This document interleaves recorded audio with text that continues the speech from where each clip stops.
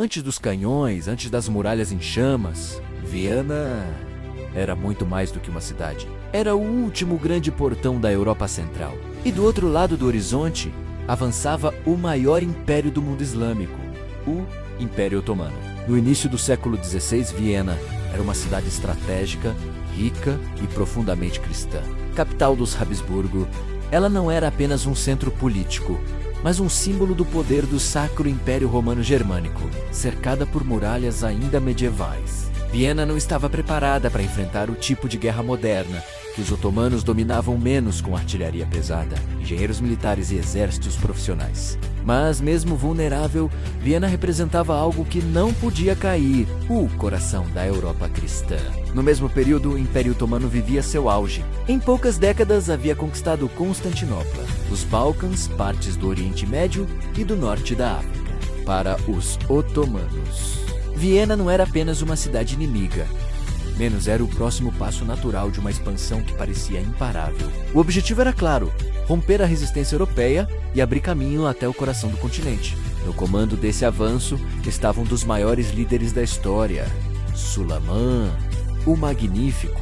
Sultão, califa e comandante militar, Sulayman não era apenas um guerreiro, mas um estrategista brilhante. Sob seu governo, o Império Otomano alcançou seu maior território. Ao seu lado estavam generais experientes, engenheiros militares e os temidos janízaros, soldados de elite, disciplinados e leais apenas ao sultão. Defendendo Viena estava a dinastia dos Habsburgo, liderada pelo imperador Carlos V, o homem que governava um império onde o sol nunca se punha. Na linha de frente da defesa destacava-se Ferdinando I, irmão de Carlos Ímpio e arquiduque da Áustria. E, dentro das muralhas, o comando militar ficaria nas mãos de nobres, mercenários, cidadãos armados e líderes locais, homens que sabiam que não havia para onde recuar. De um lado, o maior império do mundo. Do outro, uma cidade cercada e subestimada.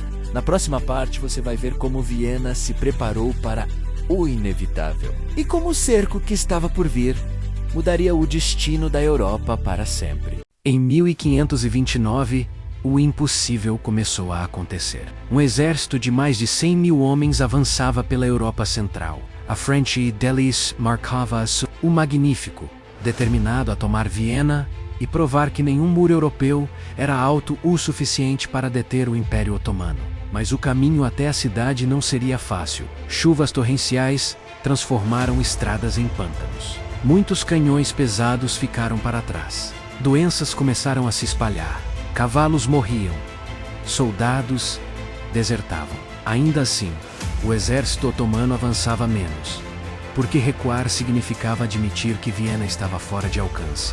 Quando os otomanos finalmente cercaram Viena, encontraram uma cidade em desvantagem numérica absurda. A defesa contava com pouco mais de 20 mil homens. Soldados profissionais, mercenários alemães, milícias locais e até cidadãos comuns. As muralhas, antigas e desgastadas, tremiam sob o impacto da artilharia inimiga. Todos sabiam: se Viena caísse, o caminho para o coração da Europa estaria aberto. Incapazes de derrubar rapidamente as muralhas, os otomanos recorreram a uma técnica mortal: minagem. Túneis eram cavados sob as defesas da cidade, cheios de pólvora prontos para explodir. Mas os defensores ouviram o inimigo chegando e começaram uma guerra invisível sob a terra. Explosões, combates em túneis escuros e desabamentos se tornaram rotina. Dentro do Viena, comida começava a faltar. Feridos se acumulavam. Do lado do fora, o exército otomano sofria com o frio precoce, a lama e a resistência inesperada. Cada dia a mais custava vidas. E Sulayman sabia que o inverno se aproximava. Em outubro, o frio chegou antes do esperado. Após ataques fracassados e pesadas perdas, Sulayman tomou uma decisão rara para um conquistador. Ordenou a retirada. Viena não havia sido conquistada. Pela primeira vez, a expansão otomana rumo ao coração da Europa havia sido detida. Mas a história não termina aqui. O cerco de Viena deixou uma mensagem clara: a guerra entre o mundo islâmico otomano e a Europa cristã estava longe do fim. Quando o exército otomano se retirou, Viena não comemorou imediatamente. A cidade estava ferida, muralhas destruídas, bairros queimados, milhares de mortos. Mas havia algo novo. No ar, a certeza de que o Império Otomano podia ser detido. O cerco de 1529 mudou a mentalidade europeia. As velhas muralhas medievais já não bastavam. Em toda a Europa Central, fortalezas modernas começaram a surgir. Viena foi transformada numa das cidades mais bem fortificadas do continente. O medo se converteu em preparação.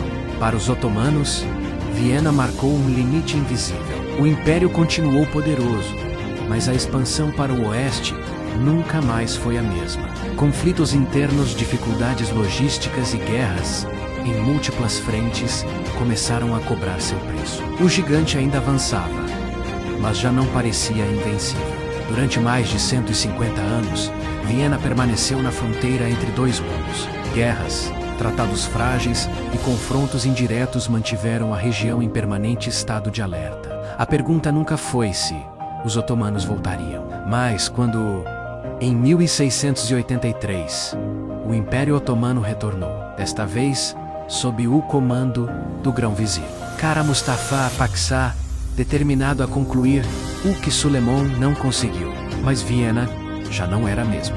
As muralhas eram mais fortes, as alianças europeias mais amplas, e um novo personagem entraria em cena para mudar tudo. Em setembro de 1683, forças cristãs lideradas pelo rei polonês João III Sobieski lançaram um contra-ataque devastador. A maior carga de cavalaria da história rompeu as linhas otomanas. O cerco foi quebrado, e dessa vez, a derrota otomana foi definitiva. A partir de Viena, o Império Otomano começou a recuar. O que antes era avanço contínuo se transformou em defesa. Viena não foi apenas uma cidade salva, foi o ponto onde a história da Europa mudou de direção. O cerco de Viena não foi apenas uma batalha, foi um confronto entre visões de mundo, impérios e futuros possíveis. E o eco desse confronto ainda pode ser sentido séculos depois. Se gostou, inscreva-se para ver mais conteúdos de histórias iguais a este.